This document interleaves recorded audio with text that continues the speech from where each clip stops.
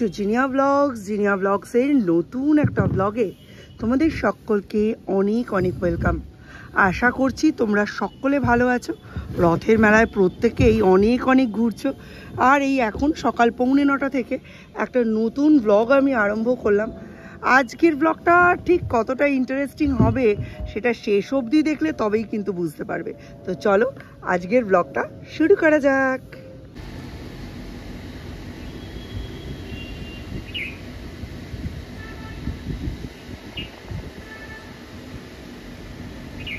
বুলবুলি পাখিটা আসলে এখানে আসবে জল খেতে।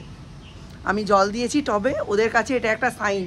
আমি তো একটা ছোট্ট পাত্রে জল রাখি, ওরা এখন জল খেতে আসবে, তাই এখানে ঘুরপাট করছে। আমি নিচে না গেলে ওরা জল খেতে আসতে পারবে না। চল, সব সময় একদম ফোন করবে না, ব্রাশ করো।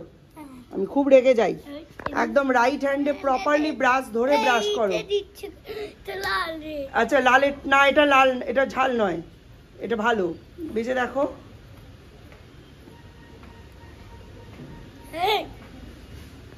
আজকে গাছে একেবারে হাসি হাসি মুখ, 5খানা জবা ফুটেছে। আর কথা নাই বা বললাম, দারুণ দারুণ, পুরো ভর্তি হয়ে আছে। কটা ফুল আর লাগে ঠাকুর কাছে দিতে, বাকি সব ফুলগুলো এইখানেই থাকে। আর এই যে একদম থোকায় থোকায় ভর্তি হয়ে আছে। আমার চিরকাল শখ ছিল এই জায়গাটায় এমন একটা গাছ থাকবে যেটা পুরো ফুলে ভর্তি হয়ে থাকবে। মার খুব ইচ্ছা ছিল এটাতে অ্যালামেন্ডা লাগানোর। অ্যালামেন্ডার ওই ইয়েলো ভ্যারাইটিটা আর ব্রাউন মানে পার্পেল ভ্যারাইটিটা, দুটোই মা ট্রাই করেছিল, কিন্তু কোনোটাই সেইভাবে ভালো করে হয়নি, জানি না কেন। পরবর্তীকালে মা এখানটাকে নিয়ে আর কিছু ফ্যাসিনেশন করেনি। এখানটা পরবর্তীকালে সিমেন্টিং করা হয়েছিল ওই জায়গাটা বাদ দিয়ে। ওইখানে বাবুর একটা কুন্দ ফুলের গাছ ছিল, ওটাতে ভীষণ ভালো ফুল হতো, কিন্তু আস্তে আস্তে ওই গাছটা কোনো একটা কারণে মারা যায়। তারপরে আগের বছর এইটা লাগানো হয়েছে, 1 বছরে ব্যাপক ফ্লাওয়ারিং হয়েছে। এই জায়গাটা যে কারণে আমি মানে প্রিজার্ভ করতে চেয়েছিলাম গাছের জন্য, সেটা একদম 101% সাকসেসফুল। ভালো করে ব্রাশ করো। ওরম করে কেউ ব্রাশ ধরে নাকি? ব্রাশ ভালো করে ধরতে হয়। এরকম করে তো লোকে পেন্সিল ধরে। আমি ধাক্কা মারলাম? তুমি আমার পাশ দিয়ে যাচ্ছিলে। ভালো করে ব্রাশ করো। কি আনবি? পটল, ঝিঙে, কুমড়ো, বেগুন সব 1 কিলো করে করে আনবি। আলু, পেঁয়াজ, আদা কিছু লাগবে না। লঙ্কা লাগবে, কাঁচা লঙ্কা লাগবে, ঠিক আছে? না লেবু, হ্যাঁ হ্যাঁ লেবু আনিস। রসুন অনেক আছে, ঠিক আছে। চিকেন নিয়ে আয় 1 কিলো। 1 কিলো চিকেন নিয়ে আয়, আর বাকি যে টাকা দিয়ে যা যা লাগবে নিয়ে আয়। বাজারে পাঠিয়েছি, দেখা যাক কি কি আনে। চিকেন আনবি 1 কিলো। স্কুলে খুব ফ্লু হচ্ছে প্রত্যেকেরই এই বর্ষার সিজনটায়, কাশি সর্দি একটু জ্বর এসব হচ্ছে। ওই জন্য সূর্যকে এখন স্কুলে পাঠাচ্ছি না। আর তাছাড়া আজকে বিকেলে তাইকোন্ডো ছিল, কিন্তু তাইকোন্ডোটা আজকে মিসও হয়ে যাবে। আজকে হচ্ছে দুনির জন্মদিনের সেলিব্রেশন। তার জন্মদিন বেশ কিছুদিন আগেই চলে গেছে, কিন্তু আমাদের হোটেলে খাওয়া দাওয়া সেলিব্রেশন এসবের জন্য কয়েকদিন পরে একটা টাইম রাখা হয়েছে। তো সেই কারণেই ওই সময় আমরা জন্মদিনের সেলিব্রেশনটা আজকে করছি, তাই জন্য আজকে আর যাওয়া হবে না তাইকোন্ডোতে। তাইকোন্ডোর টাইমিংটা 7টা থেকে 8:30, আর তারপরে আর কখন যাব? 9টার মধ্যে তো বাচ্চাদের আমরা ডিনার করিয়ে দিই। তো সেই কারণে আজকে একেবারে বিকেলবেলা ফ্রেশ হয়ে 7টা 7:30টার মধ্যে আমরা রাজকেবিনে ঢুকে যাব। রাজকেবিনেই শ্রীপর্ণা সমস্ত অ্যারেঞ্জমেন্টটা করেছে আদ্বিকার জন্মদিনে, তো সেখানে আমরা বাল্লে করতে যাবো। তো সেইটাও আজকের ব্লগেই থাকবে। খুব মিষ্টি একটা ব্লগ হতে চলেছে, তো সঙ্গে থেকে ছিলে। তুমি ঘর মোছার লাঠি দিয়ে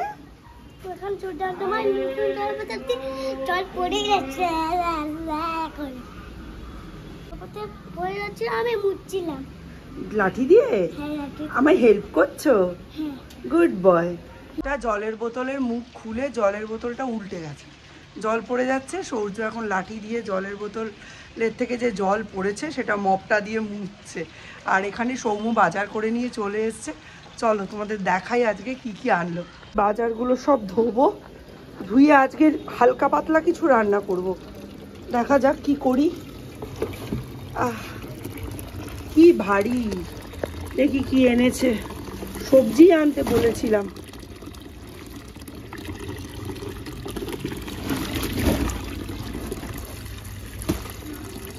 এই হচ্ছে 300 টাকার বাজার, দেখা যাক। ভেন্ডি এনেছে, লঙ্কাও এনেছে, সেই জিরে জিরে লঙ্কা, দেখলেই মাথা গরম হয়ে যায়। একটা চাল কুমড়ো, একটা লাউ, একটা চাল কুমড়ো, চিচিঙ্গা, ঝিঙে, আর এই যে ভেন্ডি। পটল আনিনি, পটল কুমড়ো আনতে বলেছিলাম, ভুলে গেছি। সৌর্যকে ভেজিটেবলসগুলো সব একসাথে করে রাখতে দিয়েছি। ও জল থেকে এখন ভেজিটেবলস তুলছে। একটা প্লাস্টিক আছে নাকি? এগুলোর নাম কি? ব্রিঞ্জাল। এটার নাম কি? Snake gold.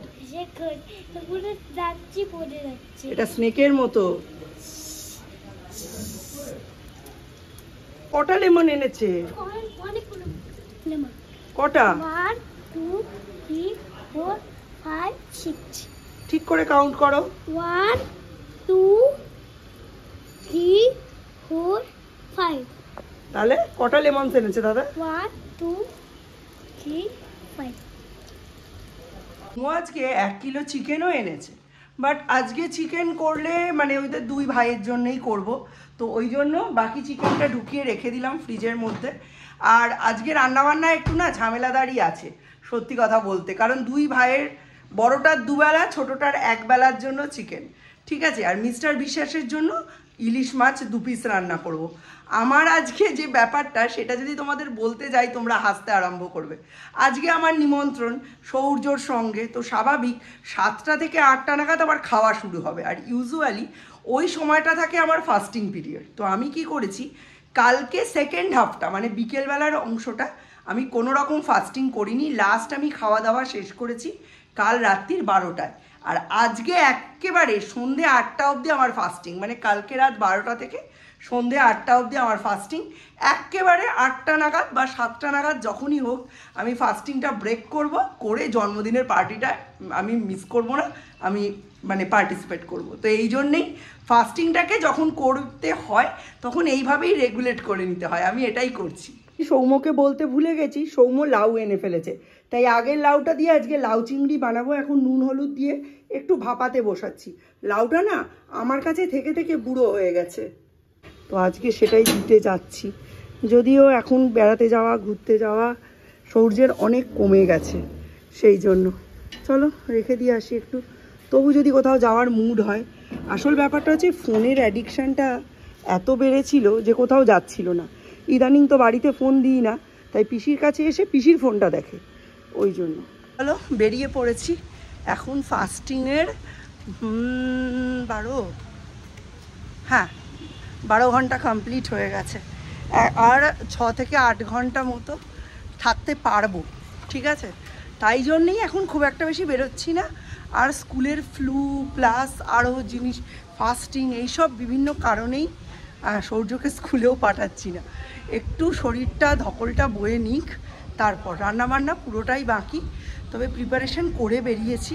লাউটা সিদ্ধ করেছি, মাছ, মাছের মাথা, মাংস সব ম্যারিনেট করেছি, ভাতটা হাফ ডান করে তারপর বেরোচ্ছি। সৌর্যদের স্কুলের মাইনে দেবো, দুনির জন্মদিনের গিফট কিনবো, তারপর বাড়ি ঢুকবো।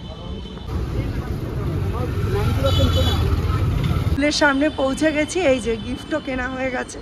আশা করছি আমাদের দুনি রানীর পছন্দ হবে। দুনির যদিও জন্মদিন অনেক আগেই চলে গেছে, তবুও happy birthday to my little princess দুনি। বাড়ি ফিরছি, ফিজও দেওয়া কমপ্লিট। সরস্বতীদি ফোন করেছিল, সরস্বতীদির খুব শরীর খারাপ, আসতে পারবে না। তো বাসন টাসনগুলো বাইরে বের করে রাখবো। আর বললো তোমাকে কিছু মাজতে হবে না, আমি সব কালকে গিয়ে মাজবো। সরস্বতীদি তাই করে, পরের দিন এসে মেজে দেয়, খুব একটা অসুবিধা হবে না। সরস্বতীদির সঙ্গে দেখা করে তারপরেই আমি যাচ্ছি বাড়ি। কি সুন্দর গোলাপগুলো ফুটেছে দেখো। বেচারি খাটের মধ্যে শুয়ে আছে। এই কদিন আগেও একবার রাস্তায় মাথা ঘুরে পড়ে গিয়েছিল, আজকেও খুব মাথা ঘুরাচ্ছে, বলছে রাস্তায় আমি পড়ে যাব। শুয়ে রয়েছে দেখলাম, ওই দেখে বাড়ি চলে আসলাম। বিভৎস গরম, বিভৎস গরম বন্ধুরা, এত গরম, মানে আষাঢ় মাসে এক ফোঁটা বৃষ্টি নেই। এটা কোন ভবিষ্যতের দিকে যাচ্ছি আমরা, মানে আমি ভাবলেই অবাক হয়ে যাই। মোটামুটি কাজকর্ম সামলেছি, বাসনপত্রগুলো বাইরে বের করে রেখেছি। বিকেলে তো সম্ভব হবেই না, ঘুম থেকে উঠে ফ্রেশ হয়ে আমরা রেডি ফেডি হয়ে বেরিয়ে যাব। যদি কাল সকালে সম্ভব হয় তাহলে কিছু আমি মাজবো, নইলে ওরমই থাকবে। বাসনের ডিপার্টমেন্টে আমি হাত দিতে পারিনি, দিইনি নয়, হাত দিতে পারিও নি। তাছাড়া সমস্ত ঘর দৌড় ঝাঁট দিয়ে ডাইনিংটা খালি মুছে নিয়েছি, আর রান্নাবান্না দেখতেই পাচ্ছ সমস্ত রান্নাবান্না হয়ে গেছে। এখানে মাছের মাথা দিয়ে করেছি লাউ, হ্যাঁ এটা একটু ভাত ছিল, এখানে ডাল সেদ্ধ, পেঁপের তরকারি, ভাত তো রয়েছে টাটকা ভাত যেটা, আর পাঁপড় ভাজবো, আর তার সাথে হয়েছে এই যে চিকেন কারি।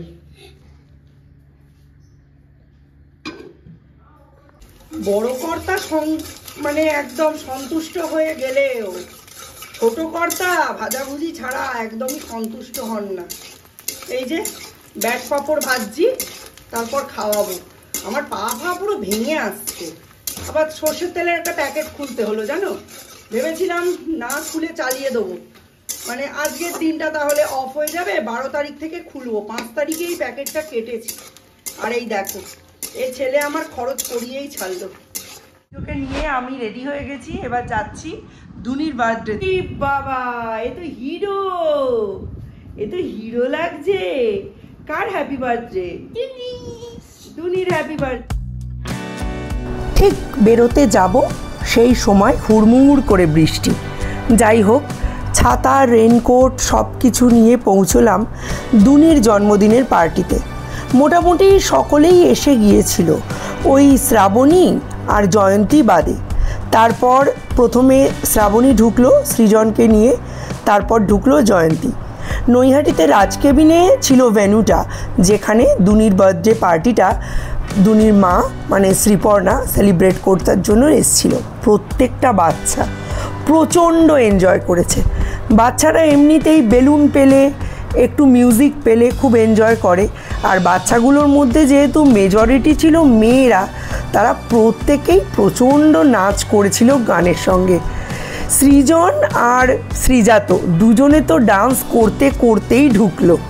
আমি তো অবাক, প্রতিটা বাচ্চা একদম পার্টি রেডি হয়ে গেছে।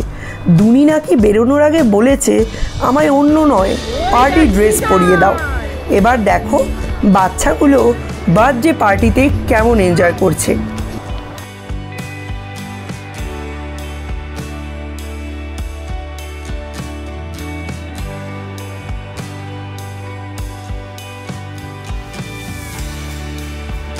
তবে শুধু যে বাচ্চারা এনজয় করেছে তাই নয়, আমরা মায়েরাও কিন্তু অনেক এনজয় করেছি।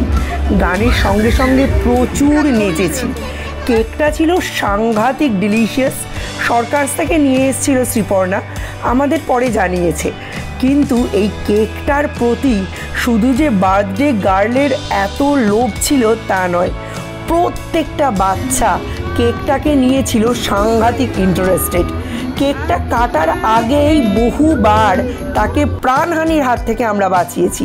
খাবলে খুবলে কেক কাটার আগেই কেক খাওয়া হয়ে যাচ্ছিল প্রায়। কী করে যে আমরা মায়েরা বাচ্চাগুলোকে সামলেছি সেটা বলাই বাহুল্য। বাচ্চাগুলো প্রত্যেকেই ভাবছে এটা তাদের নিজেদের বার্থডে পার্টি, কিছুতেই ভাবছে না যে আজকে আগে দুনি কেক কাটবে, তারপর তারা কেক খাবে। এরপরে কেকগুলো হোটেল কর্তৃপক্ষই লোক দিয়ে আমাদের প্রত্যেককে সার্ভ করিয়ে দেয়। শুধু বাচ্চারা নেচেছে তাই নয়, আমরা মায়েরাও নেচেছি। আর বাচ্চাগুলো রিঙ্গা রিঙ্গা রোজাস পর্যন্ত করছিল। দারুণ সুন্দর এনজয় করেছে ওরা। দেখে মনে হচ্ছে ওরা বড় হয়ে গেছে, নাইট লাইফ পার্টি লাইফ শুরু হয়ে গেছে।